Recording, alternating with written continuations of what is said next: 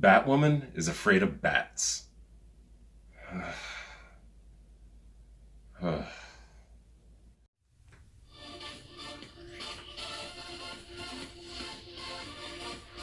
Hi, my name is Michael S. Garner, and I do comic book related TV shows and movie reviews, and just like to actually just talk about these things and give my thoughts on them and everything like that.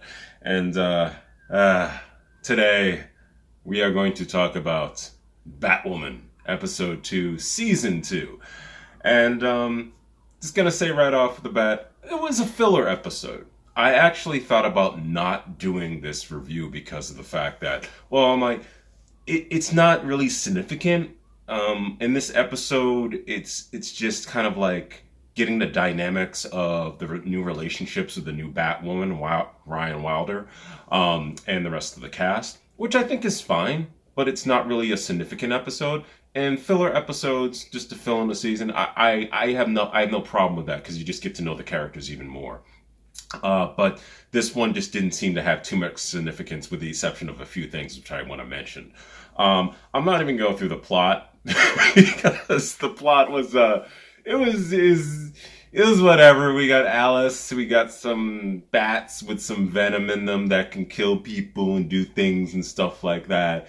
It was just like, it was kind of like I kind of waved in and out when I was watching this episode because of this plot.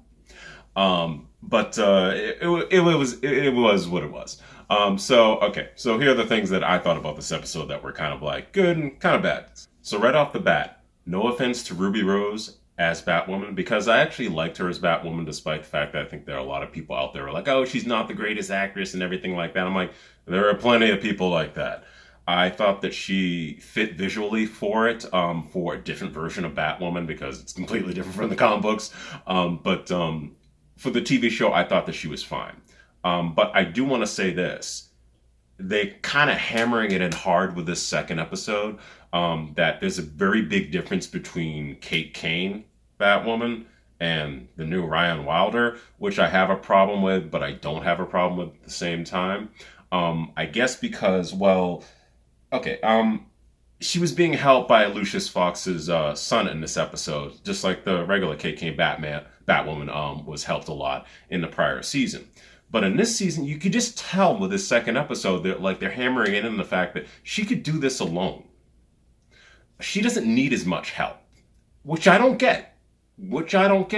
Yes, they reiterated something that I said in the first episode. I'm like, how come she could fight so well? Apparently in this episode, she said that she could do a whole mess of different martial arts. So she's Miss Ninja. That's fine, everything like that. But Kate Kane, she's former military background, and we saw her training around the world a little bit, just a little snippet, so that you understand she can actually really fight, and she's capable of doing this stuff. Ryan Wilder, they're basically just saying she knows the streets, so she can do this. And she knows the villains even well, she can relate to the villains, and she knows how they think, and she can fight them, and blah, blah, blah. So they really hammer that in. But the thing that I do like about that part, even though this is a made-up character for the TV show, has not existed in the comic books at all, which is fine. Harley Quinn didn't. Lots of different people didn't. Popular people, especially in DC world, were originated in TV shows or in cartoons and everything like that, and then they went over into comic books, if they were good enough. Well, the one thing I do appreciate is that the one thing I've always had a problem with a lot of the CW shows, a lot of the DC Universe CW shows, was the cast, the supporting cast. There's too many of them. There's too many freaking people. And I felt I'll give a good example, with The Flash. I like The Flash TV show. I think they do a good job of it and everything like that. But it's always annoyed me that he's a forensic scientist. He's an incredibly intelligent man. Yet he needs so much help from everybody else, even with scientific questions. I don't get that sometimes with The Flash. I'm like, he needs so much help. Yes, friends, great. You're supporting cast members, that's perfectly fine. But it's like he can't do anything himself. And it's just like he always has to rely upon all these other people. And I kind of have, that's the thing that I kind of get annoyed with. And this Batwoman seems like she's going to rely upon these people, but she doesn't necessarily need them to the degree that other heroes on the network have needed other people. And that part I kind of appreciate a little bit. One thing I thought that significant that we found out in this episode was the fact that Ryan Wilder was actually saved one time by the original Batwoman, which I kind of thought was cool. Because honestly, it just kind of harkened back right away. The first thing that I thought about was if you never read the resurrection of Superman after he died, it happened a while after. A lot of people was like, oh, he died and he just came back really quickly. It took a while for him to come back from the dead. And they did this long storyline called Rise of the Superman and everything like that. And I love that book. I every week I was at the store, and I'm a big Superman fan, like I said. So I was like glued into finding out how the hell they're going to resurrect him. So I love that book. And one of the things about the book was that the Steel version, who was the Superman who was African American, and he had like kind of like an Iron Man suit. And if you watch the DC animated things, you can see him on there. He's on one of the Reign of the Superman. Sorry, I said Reign of the Superman animated movies that came out in the past year or so, I believe. They don't really go in depth with him though. But in the comic books, one of the things was that he felt that he got the essence of Superman, and that's what made him become Superman. And how this had happened was that I believe he was falling from a construction site, and Superman flew down, grabbed him, and saved him. And at that instant, he felt like the essence of Superman went into him, and that's what made him want to become a superhero and take up the mantle of Superman when Superman had died. So when I saw this part in Batwoman, that was the first thing that I thought of. It was kind of like, okay, she saved her, and it was kind of like, your turn. And I was like, that was good. That was a good nod. A little bit corny, but a good nod. And I think that they needed something like that. They needed more of a connection, because to accept this new Batwoman after only one season, you're going to have to do some more tie-ins and everything like that, linkage to the prior Batwoman. And the fact that we don't know if she's dead, although Alice thinks that she's dead. God, Alice. I love Alice. I still love her to death. I don't like having a villain over for like tons and tons of seasons, but you can keep Alice. Like I said, gosh, watch my prior video on Alice and the actress who plays her.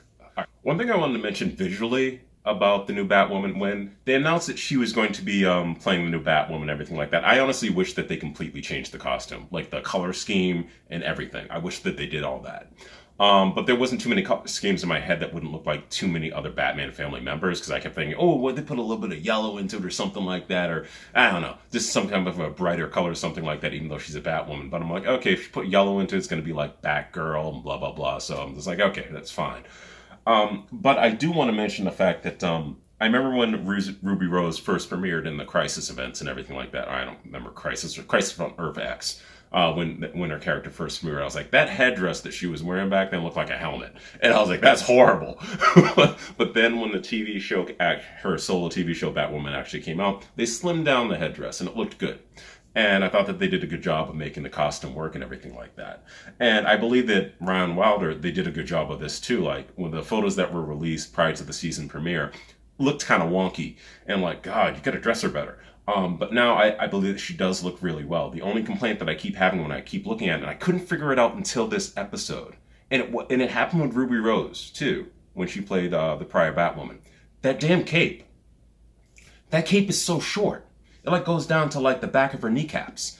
And visually it gets on my nerves, because I'm like, oh yeah, she can fight and everything like that, but I really wish that she had more of the Batman cape, which is kind of basically almost down to the ground, like when he falls, like when he jumps down or something like that and lands, like it falls all over the place and sweeps up the place and everything.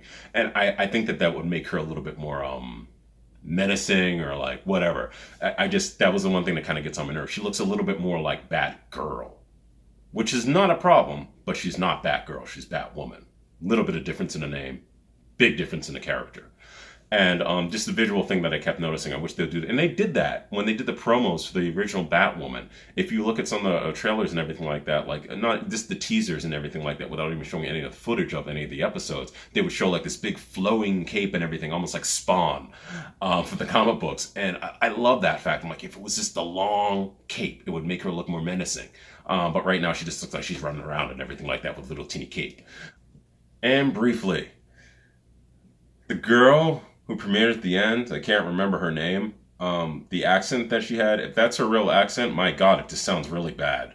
It just sounded really bad. I'm like, what is this? Who is this? I can't remember who this is right now, because honestly, I kind of didn't care. I was like, okay, all right, we're going to introduce this new character and she's gonna go after Alice and stuff. We're gonna find out in the next episode. But that's all I just want to say about this episode of season 2 of Batwoman episode 2. I thought it was okay. It was a filler episode, like I said. Don't mind filler episodes, but it is what it is. And once again, my name is Michael S. Garner. I do comic book related TV shows and movie reviews, and I also write and draw my own online comic book if you do actually want to check it out. It is called Visions of the New, which you can see at magcloud.com. You can get a printed version there, you can preview it, whatever you want to do. And until next time, hope you guys have a great day.